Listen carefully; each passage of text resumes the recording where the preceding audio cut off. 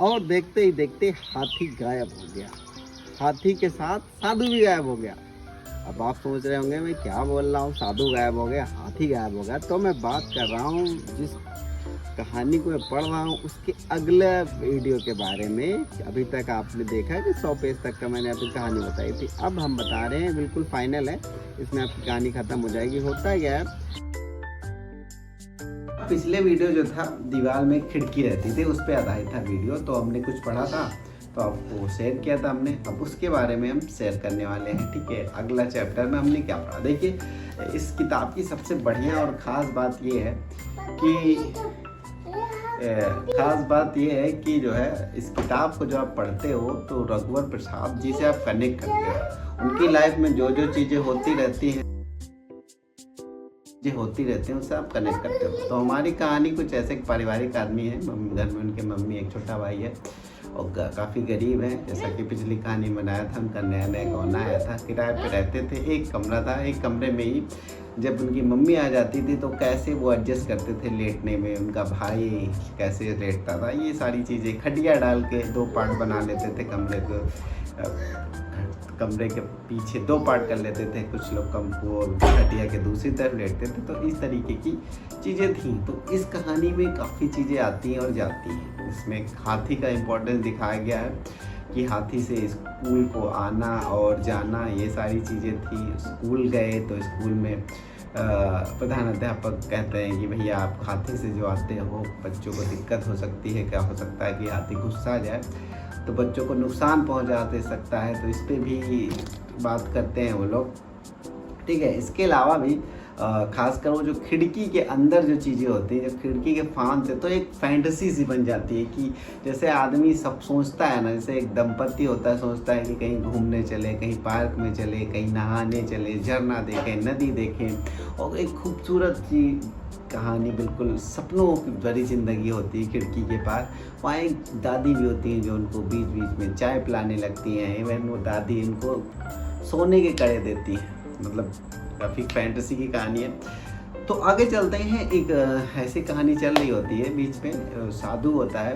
एक दिन होता ही है कि जो हाथी को छोड़ के चला जाता है कहीं। तो जब देखते हैं हाथी खड़ा है, रघुवर प्रसाद उनकी पत्नी तो परेशान हो जाती है कि अरे साधु कहाँ चला गया, ऐसा तो नहीं है वो परमानेंट छोड़ के ही चला गया।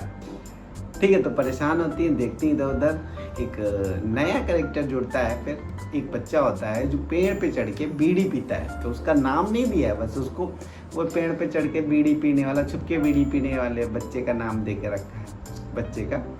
तो सोचता है कि हाथी भूखा होगा, तो वो जाते हैं कुछ पेड़ की डाली वाली काट के लाएं। तो वो जाते हैं हंसिया लेके, तो देखते हैं वो बच्चा बैठा होता है, उससे कहते हैं तो पेड़ देते हैं हंसिया, तो पेड़ काट के वो दे देता है और वो हाथी खा लेता है। तब तक साधु आ जाता है। ठीक है, इसी तरह काफ़ी इंटरेस्टिंग लगता है। बहुत बड़ी लेंथी कहानी नहीं है, बहुत चीज़ें ट्विस्ट वगैरह कहानी में नहीं है, लेकिन एक साधारण सी कहानी होती हुए भी जो डिटेलिंग है उससे आदमी कनेक्ट करता है हर चीज़ को लेकर। जैसे कि एक बार जब इनकी जो पत्नी होती हैं सोनसी जो जाती हैं, तो फिर स्कूल जाती हैं हाथी से, उनका टिफ़िन लेके। तो बड़ा एडवेंचरस लगता है कि हाथी से जा रही हैं और चारों तरफ देखती हुई कि दुनिया कैसी है, और सब छोटे छोटे दिखाई देते हैं। बहुत स्लो पेड़ पौधे सारी चीज़ें देखते हुए जाती हैं। इसी बीच जो छुप के बीड़ी पीने वाले लड़के की भी एक कहानी जोड़ते हैं। वो दिखाते हैं इस कहानी में कि वो जो बच्चा होता है अपने दद्दा से डरता है। एक बार उसको मार देते हैं तो वो फिर जब तक वो दद्दा घर पे रहते हैं वो नहीं जाता, वो पेड़ पे ही रहता है। तो एक बार क्या होता है, सोनसी उसको बुला लेती है कि आओ जो है खाना खा लो आके घर में, कि खाना बना हुआ है, आलो खा लो, भूखे हो। तो बोलता हाँ ठीक है मैं आ रहा हूँ। तो उससे बात करती तो बोलती है तुम हमेशा पेड़ पे रहते हो क्या? तो वो बोलती है कि हाँ, मैं जब तक दद्दा घर पे रहते हैं मैं जो है पेड़ पे ही रहता हूँ। तो पूछती है कैसे पता चलता है कि दद्दा घर पे हैं? तो कहते जो घर पे रहते तो डंडा घर के बाहर होता है, वो डंडा लेके चलते हैं, वो जानवर चराने वाले होते हैं। ठीक है, तो काफ़ी बीच में बच्चों और उनके दद्दा के बीच में मिसअंडरस्टैंडिंग होती है, तो इसको सुलझाने की कोशिश करते हैं। ठीक है, हालात वो दद्दा से इतना मतलब डरता रहता है मार खाने से कि बरसात में भी वो जो है पेड़ पे लेटा रहता है।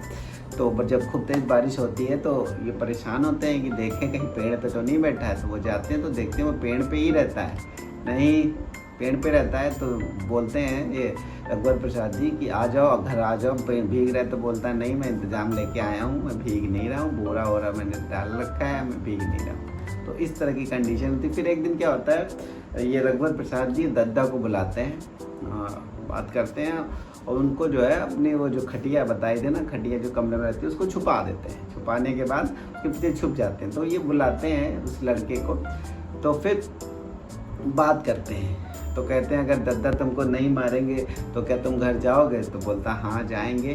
तो ऐसे थोड़ा सीरियस हो जाता है। तो बोलते हैं देखो तुम्हारे दद्दा हैं, वो तुमको कभी नहीं मारेंगे। तो दोनों के बीच पैचअप हो जाता है, सारी चीज़ें सही हो जाती हैं। वो बच्चा जो है पेड़ पे नहीं बैठता है, ठीक है, अपने घर जाने लगता है। इसका कैरेक्टर लगभग उतना ही था। फिर ऐसे ही कहानी चली रहती है। बीच में साधु चला जाता है कहीं पे, ना करो, ठीक है, साधु चला जाता है। फिर हाथी सोचते हैं कि कहीं ऐसा ना हो जाए हाथी को हमको ही पालना पड़ जाए। ऐसी कहानी में ट्विस्ट और टर्न आते रहते हैं। ये ज़्यादा लंबा नहीं खींचूंगा वरना किताब ही पढ़ लो आप। तो कहानी में बहुत ट्विस्ट टर्न नहीं होता है। फिर सोनसी की वो आती है, सास यानी कि रघुवर जी की मम्मी आती हैं, रुकती हैं 1-2 दिन, और फिर वही सब लोग उस मेला देखने जाते हैं हाथी पे बैठ के। वो छोटू जो उसका भाई होता है रघुवर का, उसको भी बड़ा फैंसी होता है हाथी पे बैठने का। तो वो हाथी बैठ के मेला देखने जाता है और अक्सर वो कहता रहता है। इसी बीच उनको एक साइकिल मिलती है रघुवर प्रसाद जी को उनके स्कूल में। तो विभागाध्यक्ष दे देते, कहते अच्छा पता नहीं किसकी साइकिल है, तुम इसको जो है घर ले जाओ, उससे आना जाना। तो बड़ा असमंजस बिटिया वहीं जाए। तो फिर साइकिल से विभागाध्यक्ष कहते हैं काम करो, तुम साइकिल से आ जाया करो, तो तुमको जल्दी हो जाए, क्योंकि हाथी तो बहुत स्लो।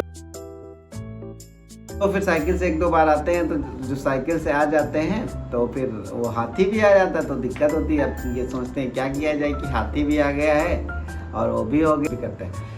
तो बड़े कंफ्यूज रहते हैं यार कि वो साधु आ जाता है, ये साइकिल से निकल जाते हैं। इसी बीच में एक बार तो कह भी देता है साधु कि ऐसा करिए कि आप साइकिल जो है हमारे हाथी पे रख लीजिए और चलिए उधर से साइकिल छोड़ दीजिएगा। तो प्रिंसिपल से बात करते हैं कि अनजान की साइकिल है, इसको आप पुलिस में जमा करा दीजिए, ढूंढ रहा होगा कोई। तो ऐसी कहानी चलती रहती है। साइकिल रख देते हैं, फिर हाथी से आते जाते हैं, कभी टेम्पो से आते जाते हैं। ये सारी चीज़ें होती रहती हैं। इसी बीच एक दिन क्या होता है कि साधु बीमार होता है, गायब हो जाता है, नहीं मिलता है, ठीक है। तो गायब हो जाता है, नहीं मिलता है। उसके बाद क्या होता है, तो वो चला जाता है बनारस। जब बनारस चला जाता है तो फिर कुछ दिन नहीं आता जाता है, तो अपना ये टेम्पो से रूटीन से आने जाने लगते हैं। इसी बीच फिर साधु आ जाता है और फिर वो थोड़ा सा बीमार हो जाता है, ठीक है, 1-2 दिन नहीं आता। तो ये ढूंढते रघुवर प्रसाद उसके घर जाते तो देखते हैं हालत बड़ी ख़राब है, बहुत खंडर टाइप की जगह में रहता है, एक पेड़ में हाथी बांधे रखते हैं, ठीक है। तो ऐसे कहानी चलती है, तबीयत खराब होती है तो ऐसे काम चलता रहता है। उधर खिड़की में फैंसी चलती रहती है उनकी, बीच में नहाना धोना, वही थोड़ा सा रोमांटिक चीज़ें डाल के रखी है। मतलब बहुत महसूस करोगे, लेकिन वैसे एडल्ट वाला कंटेंट नहीं है, बिल्कुल बहुत साधारण सा है। बस बहुत ही जो एनवायरनमेंट बना के रखा वो बहुत ही रोमांटिक टाइप का हो जाता है, ठीक है। आगे चलते हैं। फिर एक दिन क्या होता है, रघुवर एक दिन होता ये है कि गायब हो जाते हैं। तो एक आता है जो एक दवाई देता रहता है उसको, साधु को। तो वो आ जाता है, देखता है, उनके घर पहुंचता है तो पता लगता है कि वो कहीं चला गया है और हाथी को अकेला छोड़ के चला गया है। तो ये जाते हैं, देखते हैं हाथी अकेला होता है और फिर उसको खोल देते हैं। वो सोचते हैं पीछे पीछे आ रहा होगा और थोड़ी देर आता भी है। उसके बाद वो घर चले आते हैं। तो जब घर पहुंचते हैं पीछे मुड़ के देखते हैं तो हाथी कहीं नहीं होता। तो वापस आते हैं, उनकी पत्नी भी परेशान हो जाती है कि कहाँ गया हाथी। फिर वो हाथी को ढूंढते हैं, नहीं मिलता है। फिर सोचते हैं ये कहानी में थोड़ा सा हाथी का जिक्र जो है, वो हाथी कहाँ गया कुछ पता नहीं, सस्पेंस सारा खत्म। इसी बीच क्या होता है, सोनसी अपने मायके चली जाती हैं, अपने घर मायके। वहाँ से फिर वापस आती हैं तो अपने पिताजी की साइकिल मंगवा लेते हैं, रघुवर प्रसाद जी बन के आ जाती है। फिर कहानी की यही एंडिंग हो जाती है। बस हल्की फुल्की सी कैसी कहानी है, मज़ा आया पढ़ने में और काफ़ी इंटरेस्टिंग कहानी है। तो ठीक है, मुझे तो मज़ा आया, आप भी पढ़िएगा। और तो नया कहानी है और तेरे पास तो कहानी नया है। अब देखो हम वीडियो बना रहे हैं, वीडियो बनाना आसान नहीं है और हमारी बिटिया जग रही है और रात के 12 बज रहा है। तो ये है कहानी है, तो उम्मीद करते हैं आपको भी इंटरेस्टिंग हुई होगी। थोड़ा सा सपोर्ट चाहिए। जो हम अगली बुक पढ़ेंगे वो हम पढ़ेंगे इस बुक के बारे में पढ़ेंगे, बुद्ध या कार्ल मार्क्स।